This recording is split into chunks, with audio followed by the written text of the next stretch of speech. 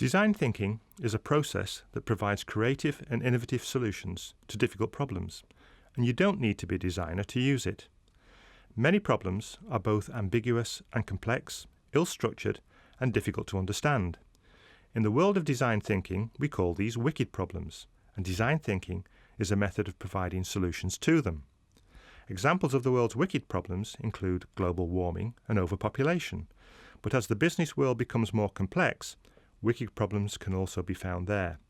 Entering new markets, launching new businesses, and sustaining long-term growth, for example. Design thinkers are more comfortable with ambiguity and uncertainty, and problems that are wicked are seen as opportunities for innovation. Design thinking is used here to describe the various processes going on during the design thinking process.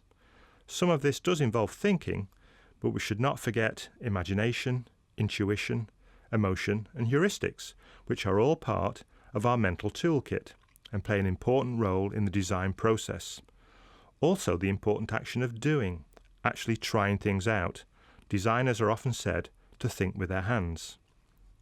Acknowledging this, we have developed a process called strategic design practice. This process has its origins in design thinking, but is more of an applied model and places more emphasis on the actual activities involved in the design process and on the business viability and the implementation of ideas. Our strategic design practice approach also has its roots in Scandinavian participatory design and co-creation, which seeks to actively involve all stakeholders in the design process, generating synergy, aiding communication, and facilitating implementation. Strategic design practice is an integrative approach, combining the idea generation and innovation techniques and thinking styles from design with the research techniques and evaluative approaches used to assess business ideas.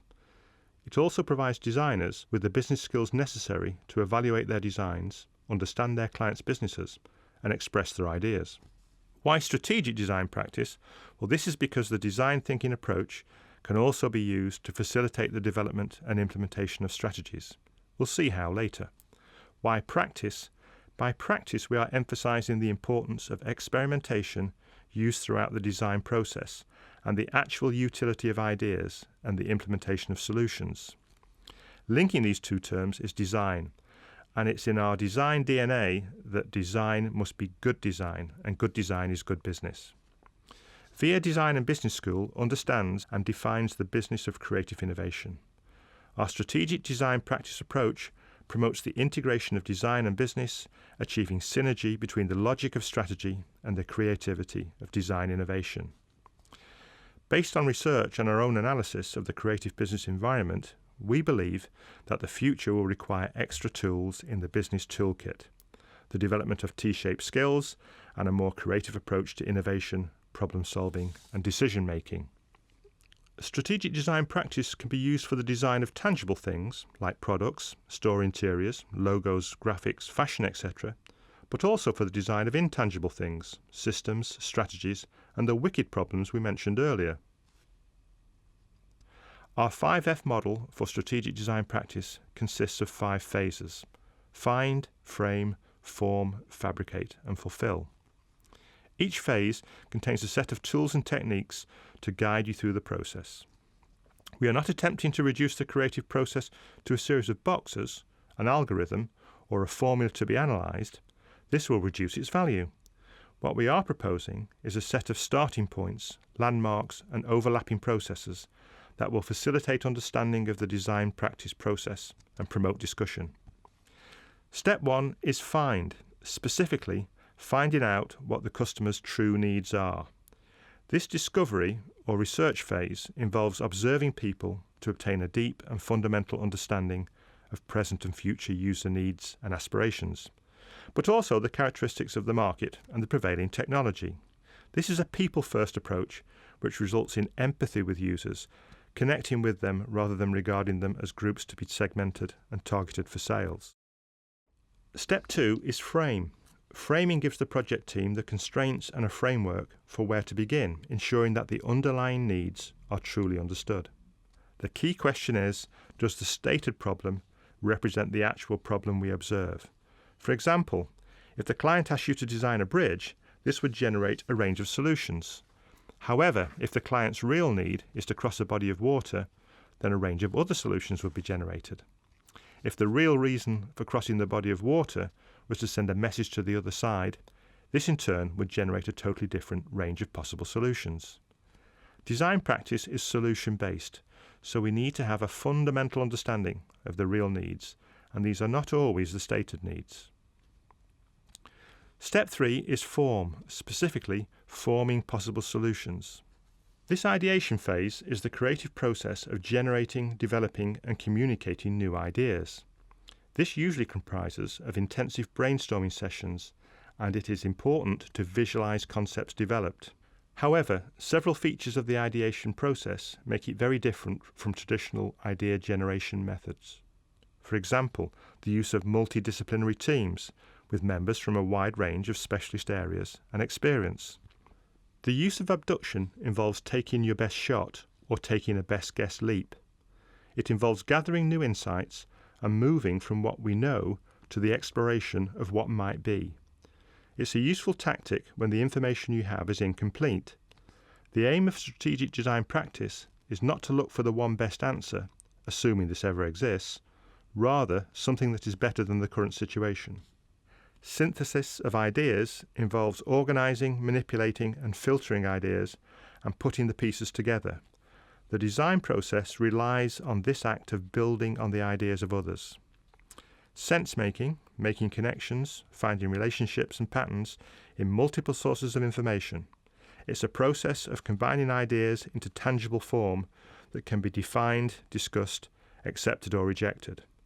Fortunately, the human brain has evolved around pattern recognition as a means of reducing uncertainty. Research has shown that expert-level chess players use pattern recognition to beat purely logical reasoning computers. At this stage of the process, we are in divergent thinking mode to multiply options to create the basis for choice. Convergent thinking will be used later as a means of deciding amongst existing alternatives. Step 4 is fabricate. This iterative process involves constructing prototypes to make ideas real. A prototype is anything a person can look at and respond to, and is a shorthand of innovation.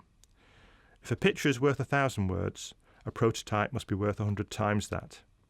The rationale behind prototyping is that your first idea will probably not be your best one, so prototypes should be built early and often. The idea is to fail early and even fail often, but always fail forward. Towards the end of the prototyping phase, we enter the convergent thinking mode, focusing on narrowing down, converging the possible solutions. James Dyson's bagless vacuum cleaner was allegedly the result of over 2,000 prototypes. Step 5 is fulfill and involves implementation and learning. To determine which of the designs meet user needs, we need to attempt to test the future in the present. No easy task. There are, however, some techniques that can help us, such as assumption testing, a thought experiment that asks some tough questions. Does the concept add value? Will consumers appreciate it? Is it economically viable or scalable? Can it be copied, etc.? Customer co-creation, creating value by involving customers in the development process to reduce development costs, time and risk. A trial launch can then be carried out in the marketplace or organisation in order to test the concept or solution and learn from the experience. These are the 5 stages, but we must emphasise strategic design practice is best thought of as a series of overlapping phases, and progress is rarely linear, with movement back and forth between phases common. Strategic design practice capitalises on the synergy created by combining the design and business approaches to idea generation and problem solving. This allows design to add value to business and enables businesses to become good design users. In a globalized competitive world, creativity and innovation are determining factors in creating sustainable growth and facilitating change. The tools and approach incorporated in the strategic design practice model will assist organisations in becoming competitive innovators, able to create and differentiate value for the benefit of industry and society. To find out more about how strategic design practice can help you, contact us here at VIA Design and Business School.